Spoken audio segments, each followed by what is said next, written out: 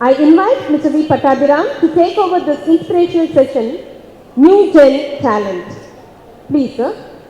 Well, good afternoon to all of you.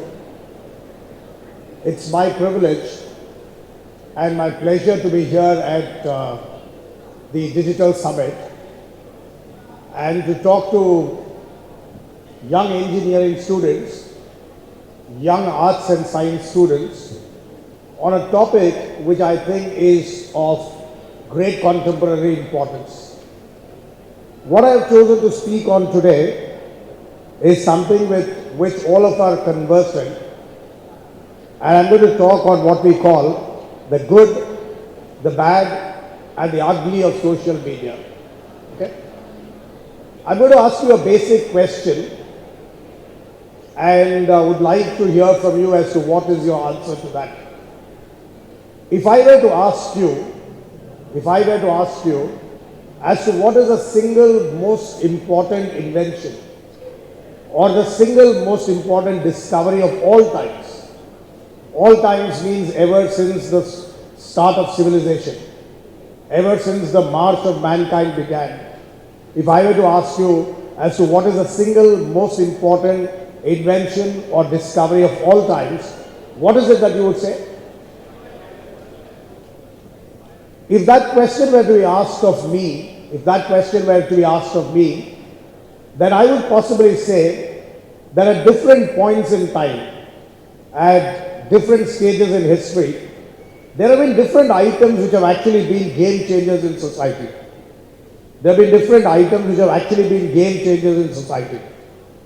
Like one of you said,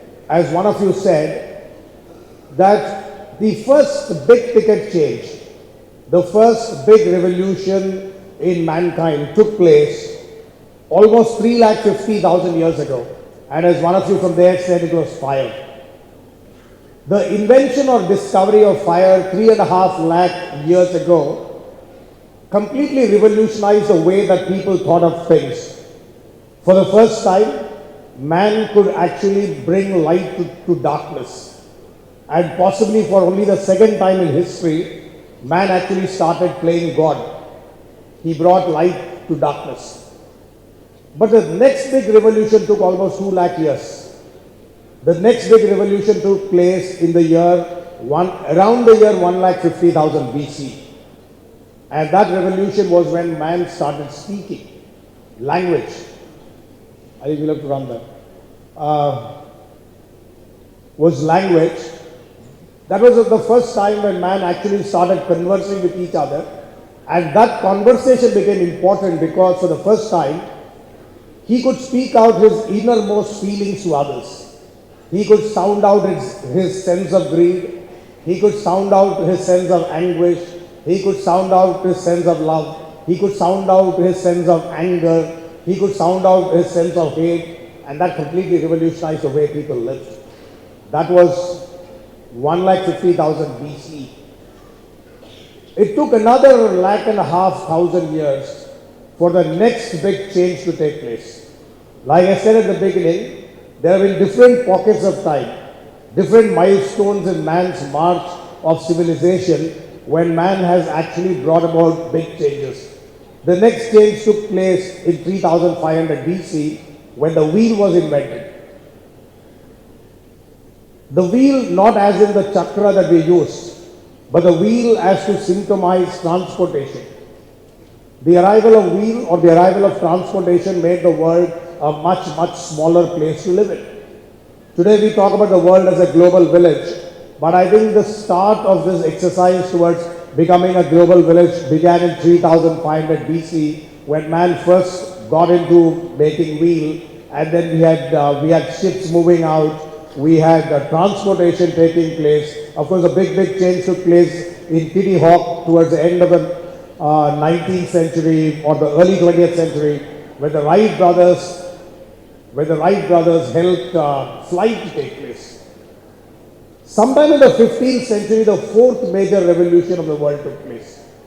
Sometime in the 15th century, the fourth major revolution in the world took place, and that revolution was the arrival of cash. That revolution was the arrival of cash. Until the arrival of cash, It was barter which was the way in which business got communicated. Sorry, it was barter which was the basis of doing business. And barter was an extraordinarily defective way of doing business. Barter was an extraordinarily defective way of doing business because if I wanted to buy, say, 20 kgs of rice, okay, and if I had goats with me, which I would give to the other party might not actually need goats.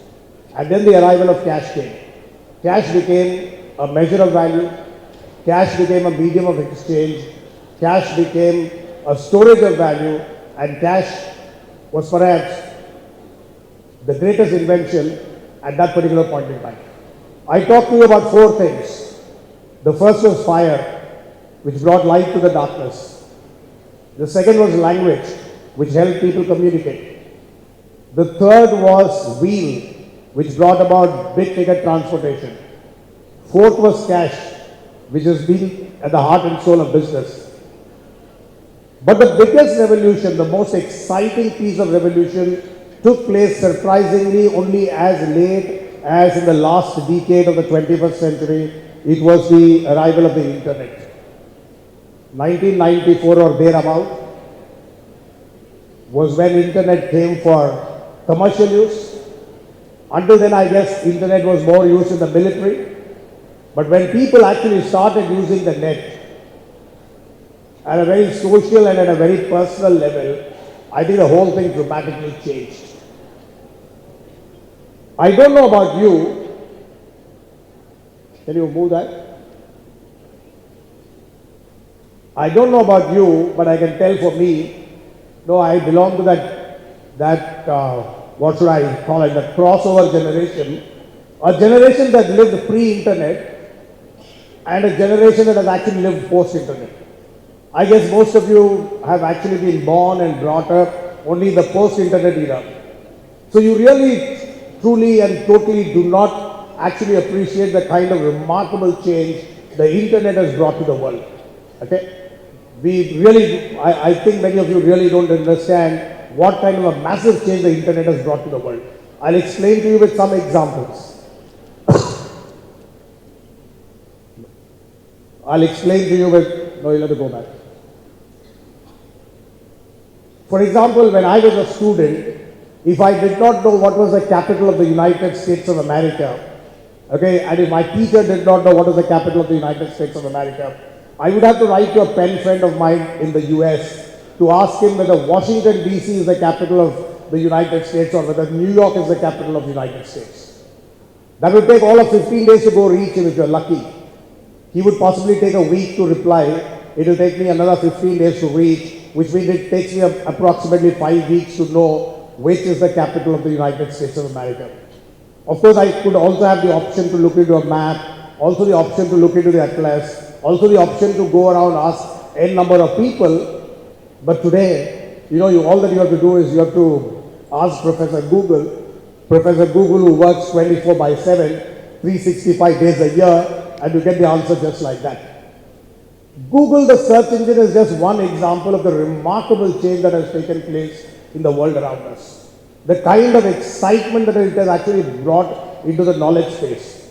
I've spent almost the whole part of my adult life in the area of knowledge, and I can tell you, this Google has been absolutely remarkable.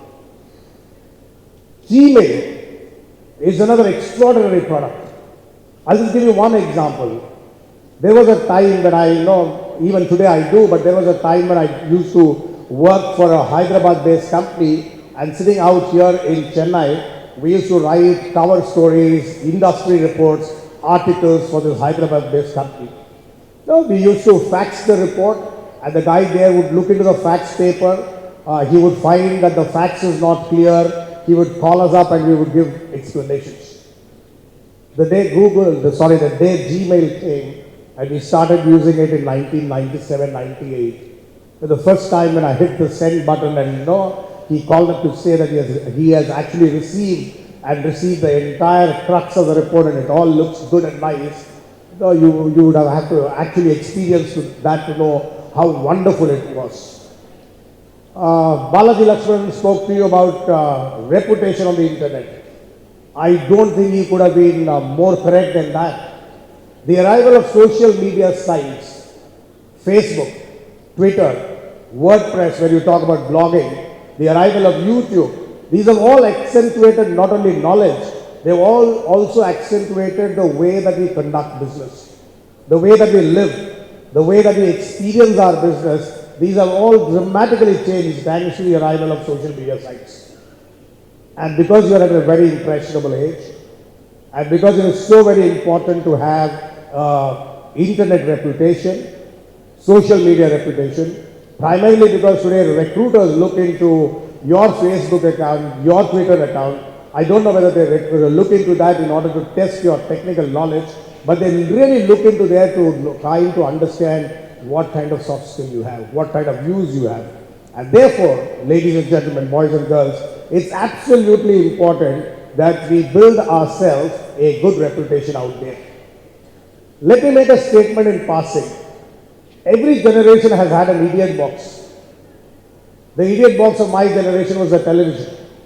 I still remember the days when my mother used to tell my younger brother, who used to sit hours on end in front of television, saying that, no, you are sitting in front of an idiot box, your brain will get hemorrhaged. Now today the television, which was considered to be the idiot box of my generation, is today the epicenter of knowledge. It is today the center of everything that is actually happening in the world. Social media is almost much the same thing. I'm sure your parents, your grandparents will tell you, why are you spending so much time on the social media? But a time will come, 5 years from today, 10 years from today, when it will be the way that things are actually conducted. I can give you a number of examples. I don't know whether I have the time today to speak to you about that, but I'll try. If I can, I'll give you a few examples. The first biggest advantage of the social media, at least according to my generation, has been the fact that we have actually been able to connect back to our schoolmates. If you ask me, honestly, I never, ever thought that I would ever at any point in time be able to connect to my batchmates of class 7, class 8, class 10. Forget even about college. And then Facebook came. And then the space of 1 year, today I know each one of my classmates in class 10. I know what each one of them have done. I know where each one of them live. And I don't have to tell you, the school is possibly the best time of one's life. We can today relive that. And if there's one man whom we must thank for all that, it's of course to Mark Zuckerberg. I don't want to get into the other things, but just one second. The second important thing, can you go back? No, back. Yeah. The other important thing is that the good thing about the internet is that it is generating new stars. You can also become a star depending upon how you interact on the net. You can also become perhaps one of the more sought after people.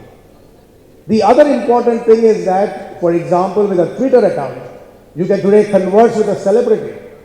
You can actually converse with whoever is the celebrity whom you most adore. It could be a Priyanka Chopra. It could be a Shah Rukh Khan. It could be a whatever.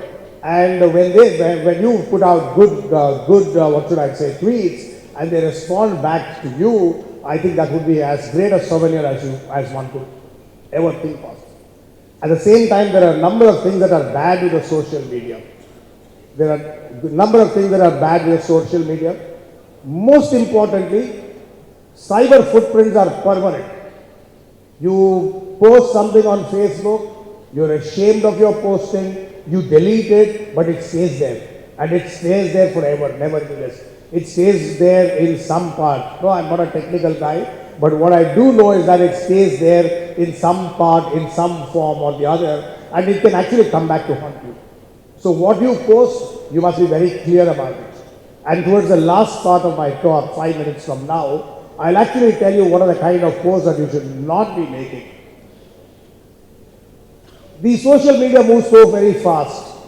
Message in social media moves so very fast that unverified news becomes very, very rapidly spreads across.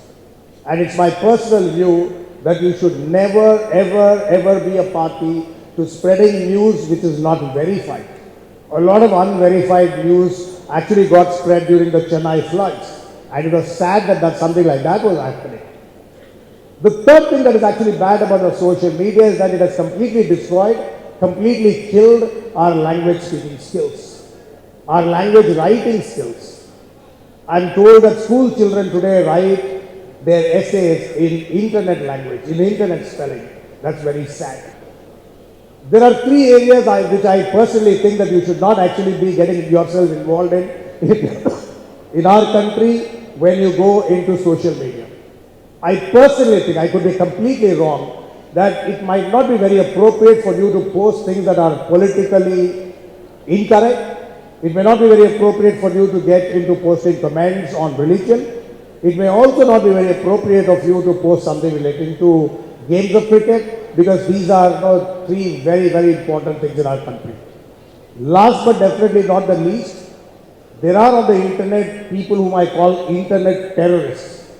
They are people who troll you. They are people who can be absolutely nasty. My personal suggestion is to stay off them. I'll just summarize what I said so far. I began by telling you that at different points in time in history, we have had different inventions, different discoveries that were path-breaking. It began with fire, moved on to language, moved to wheel, and then finally went on to cash, and we ultimately had the internet. Social media, which is the most exciting part of internet, has its good, has its bad, and has its ugly. It's very important that you embrace social media, but do the right things relating thereto. Otherwise, you will end up losing a lot of reputation, lot of trust that you are actually built in. Thanks a lot for your attention.